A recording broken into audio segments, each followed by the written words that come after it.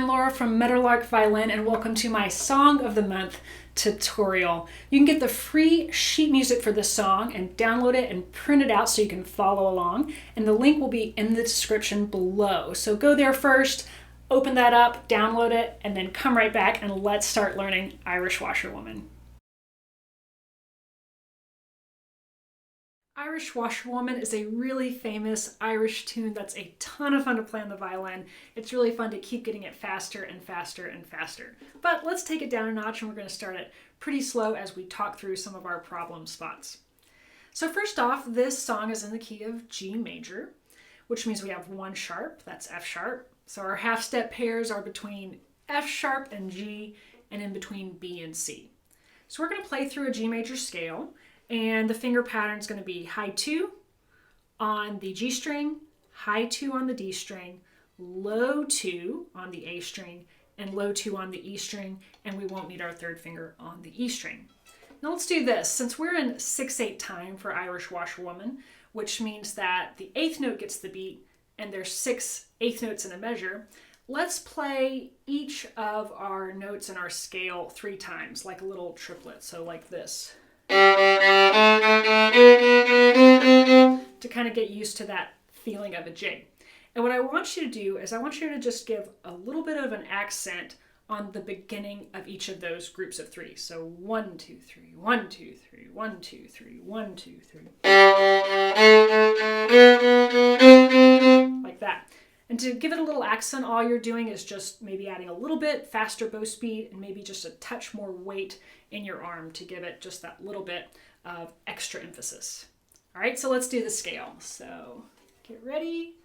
1, 2, 3, 1, 2, 3, ready, go.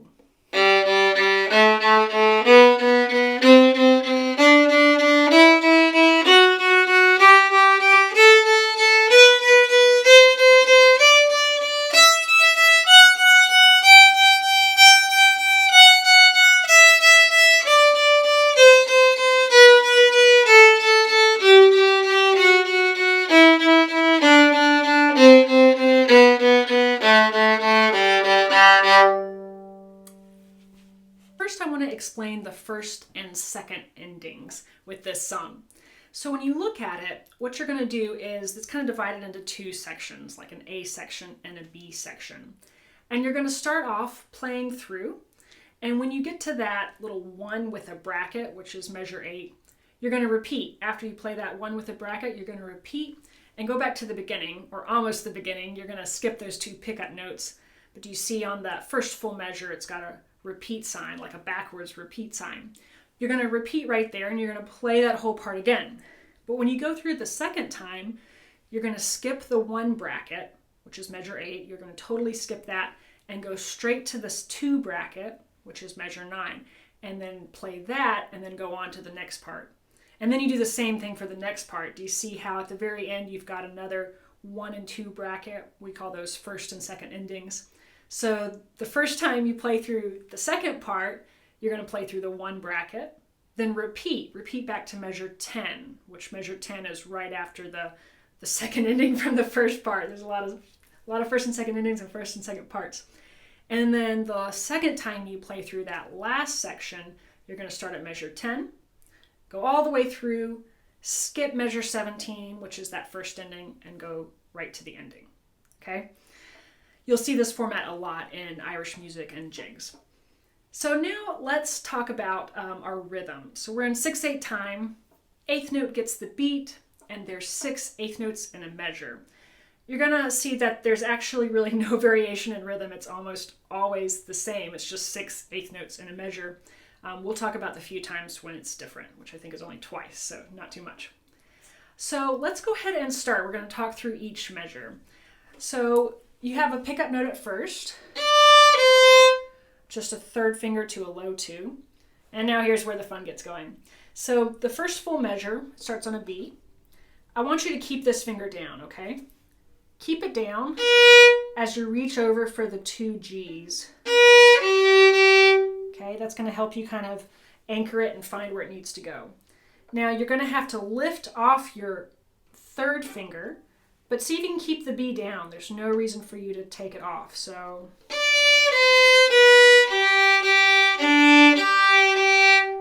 go. You don't have to lift your first finger.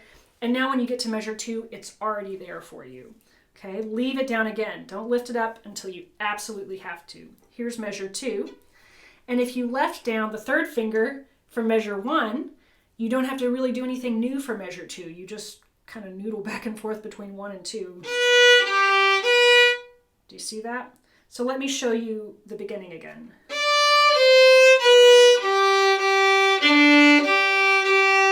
Leave it down. Okay. The only issue you might get into there, which I actually did, is when I lifted up my third finger, I was actually kind of barely touching the open D string with my first finger, and you could hear it like make a little weird vibration. So really play on the tip of your finger, start off that way, maybe bring your elbow forward. That will help you get your finger away from that D string, okay? Let's move on to the second measure. So we already talked about how we're leaving those fingers down. Now, if you leave it down for that D on the A string, all you have to do is drop your third finger. And there you are. Don't pluck it when you do it like that, but just kind of drop it to the A string. And now you should have your 1 and your 3 down. So all you have to do is put your 2 down next to 1. And you've got it. So you can see the big thing with this is leaving your fingers down. The more you can leave your fingers down, the less work you have to do. It might be more work starting off because you really have to think through it all, but I guarantee you this is the trick to being able to play this really fast, is leaving these fingers down. All right, moving on to measure 3. So now we've got low 2. That one's one of the easiest measures since you got a lot of open strings. So let's keep going to measure 4.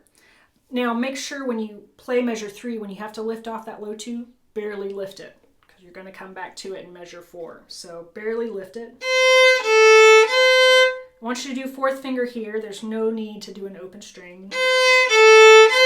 4th finger. Really stretch for it. All right, measure 5. This is the exact same as measure 1. Measure 6 is the exact same as measure 2. Measure 7 is similar to what came before. For measure 7 right there, that last part where you go right here, open A to D, plop down everything. Even if it's not right, you can adjust it. And then measure the first ending. Leave that 1 down. You can see how that's like a combo of like measure 1 and 2, that first ending. It's very similar. Then you'd repeat. But now let's talk about the second ending, which is measure 9. So this one starts on a B, over to the third finger on the D string. Now you've got this huge jump. You've got to go to the second finger on the E string. So this is what I want you to do. I want you to leave down your first finger because that's going to be your anchor. And you're going to leave it down and just kind of roll your elbow back and put the 2, the low 2, right there next to your 1. That's why if you leave the 1 down, you don't really have to do any work. It's already been done for you. So, all right, just like that. The other tricky part with this is the string crossing because you're skipping the A string. So I want you to do a lot of practicing stopping the bow on the D string and pivoting to the E string. Stop, pivot, get the low 2 down. Do that a lot, and as you get better at it, make that stop and pivot happen in a shorter amount of time. That way, you're going to have a really clean string crossing right there, so you don't hit any other strings. Moving on, for measure 9, actually, keep that low 2 down, because you're going to need it for measure 10. Keep it down. So here's measure 9. This is the second ending. Keep it down because you got a big stretch right here for the 4th finger, but leave the low 2 down because you're going to need it. Keep it down as you reach over for the D. Same thing. So hopefully your low 2 was down from like When you put it down in measure 9, all the way through a measure 11. It should stay down that whole time. All right, look at measure 12.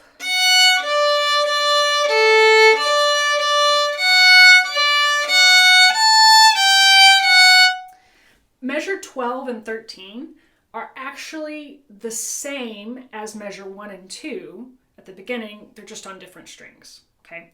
So it's the same finger pattern, so you've got to think all about the same things. Leaving the 1 down, right, as you stretch over for the 3. Leave the 1 down like for those 2 measures, 12 and 13. Don't take it off, okay? Measure 14, this one, just keep your low 2 close to the E string. Leave that low 2 down as you reach for the 3.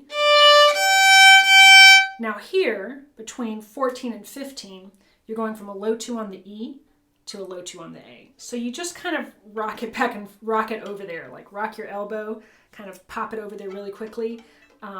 You might have time to actually lift up and put it on the next string. You can try it both ways. You can do a quick pick up and put it on the next string, or if you have big enough fingers, you can just kind of rock and put it in the right place. So. But then for measure 15, I think here you definitely do have to rock, or it's a little easier to rock at least, because you go low 2 on the A, back to low 2 on the E, so just kind of push your elbow back. That should bring your second finger down to the E string. Okay. Measure 15, this is the only kind of variation in the rhythm. At the second half, you've got, just kind of take a quick pause for that rest, and then do another up bow. Okay, so 2 up bows in a row.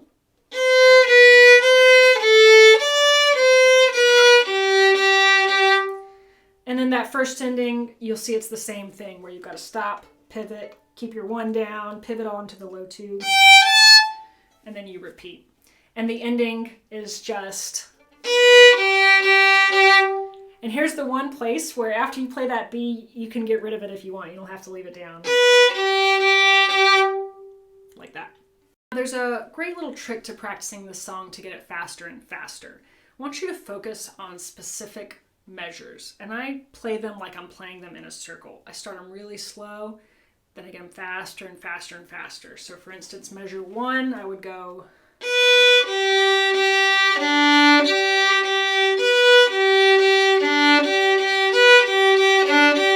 Okay, you can take it as slow as you want.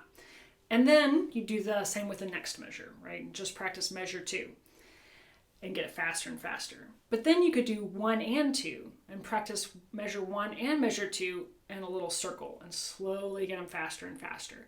That's the best way to get this up to a tempo that you want it to be at. It's just doing little measures at a time, getting those faster and more comfortable with them. All right, let's try playing through it together.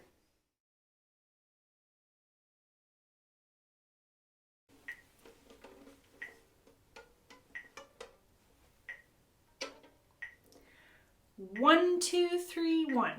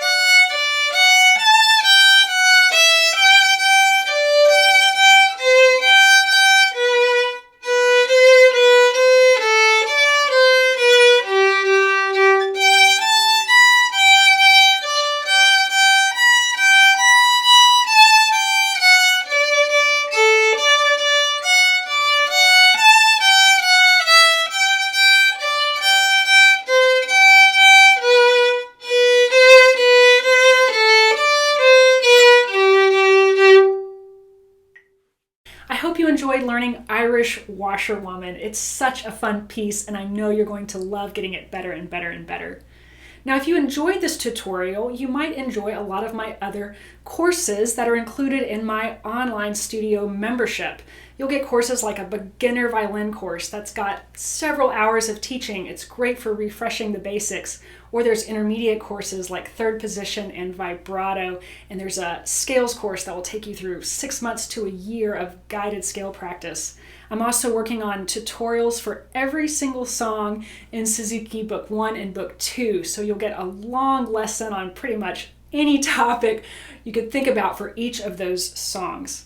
And you can try out my online membership for free. You can sign up with a free trial. The link will be in the description below. So go down there, click on that link, sign up, give it a try. There's also community where you can get your questions answered, introduce yourself, get to know me a little bit better. And there's also live lessons that you can join and get to know other violinists and talk about a lot of great violin topics. So the link is in the description below. Click it, try it out, and see if it works for you. All right, I'm Laura from Meadowlark Violin. Happy practicing.